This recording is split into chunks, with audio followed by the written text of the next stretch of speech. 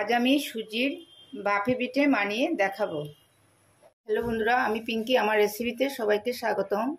আজ আমি সুজি দিয়ে একটি বাফে পিঠে বানিয়ে দেখাবো। তার জন্য আমি নিয়েছি এখানে 1 কাপ সুজি। এবারে আমি একটি কড়াইয়ের মধ্যে 1 কাপ দুধ দিয়েছি। দুধটি গরম হওয়ার পর আমি সুজি দিয়ে দেব। 1 কাপ সুজির জন্য 1 কাপ দুধ নিয়েছি। দুধটা ফুটে ওঠার পর আমি সুজিটা দিয়ে দেব। এবারে দিয়ে দেব তার মধ্যে আমি 3 চামচ চিনি।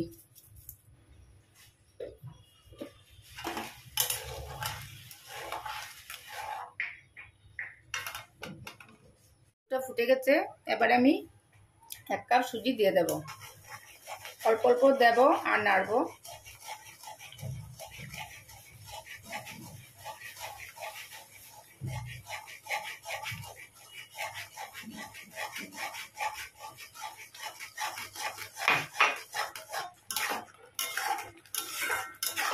একটি ড্র তৈরি করব।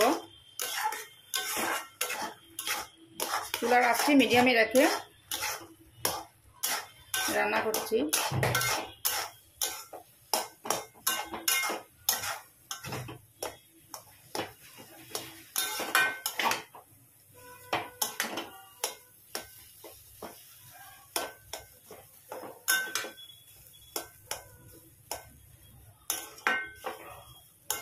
দুধের পরিমাপটা ঠিক মতো হয়েছে।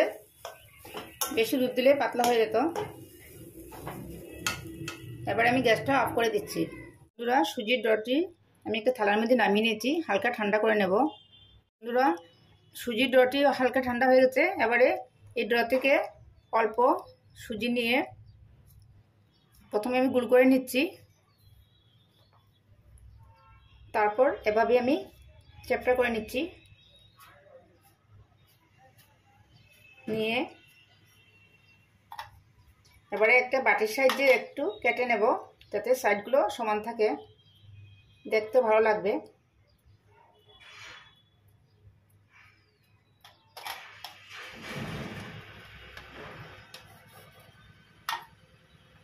দেখেন, এবারে একটা আঙ্গুলের সাহায্যে এভাবে প্রেস করে নিচ্ছি মিডিলে।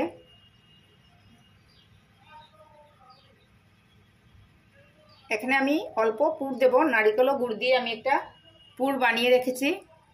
এই পুর বানানো দেখায়নি, আশা করি এটা সবাই জানে। নারিকেল ও গুড় দিয়ে আমি একটা পুর বানিয়েছি। এবার এই পুরটা দিয়ে দেব।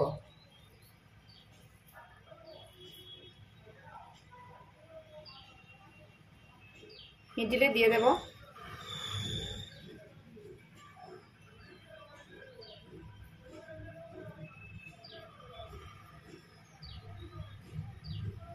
এইভাবে আমি সবগুলো প্রথমে রেডি করে নিচ্ছি।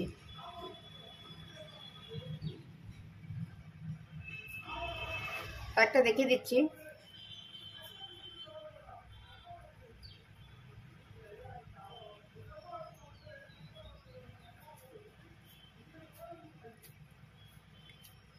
আপনারা বাটি দিয়ে না কেটেও হাত দিয়েও করতে পারবেন। প্রথমে গোল করে চ্যাপটা করে তারপর আঙ্গুলের সাহায্যে একটু প্রেস করে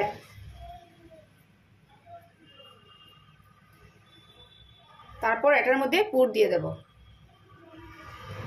এভাবেও করতে পারবেন।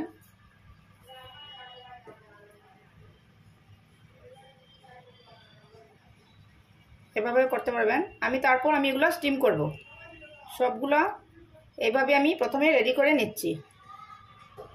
বন্ধুরা, আমার সবগুলো পিঠে রেডি করে নিয়েছি, দেখেন। এবারে আমি এগুলা স্টিম করব। বন্ধুরা, স্টিমের জন্য আমি একটা ছিদ্রযুক্ত পাত্র বসিয়ে দিয়েছি। কড়ার মধ্যে অল্প জল দিয়ে, জলটা ফুটে গেছে। এবারে এই পিঠেগুলো দিয়ে দিচ্ছি।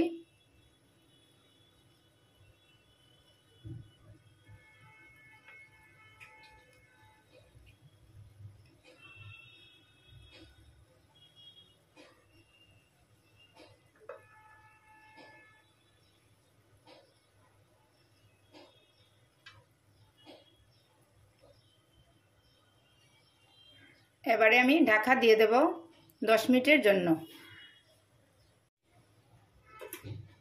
এবার আমি ঢাকা দিয়ে দিলাম 10 মিনিটের জন্য। চুলার আঁচটি মিডিয়ামে রেখে আমি 10 মিনিট স্টিম করব। আমার 10 মিনিট হয়ে গেছে, স্টিম করা হয়ে গেছে। আমার পিঠেগুলো একদম রেডি। এবারে আমি সার্ভ করব। আমি একটি প্লেটের মধ্যে সার্ভ করেছি। আজকে পিঠাটি কেমন লাগলো? ভালো লাগলে লাইক করবেন, আমার চ্যানেলটিকে সাবস্ক্রাইব করবেন।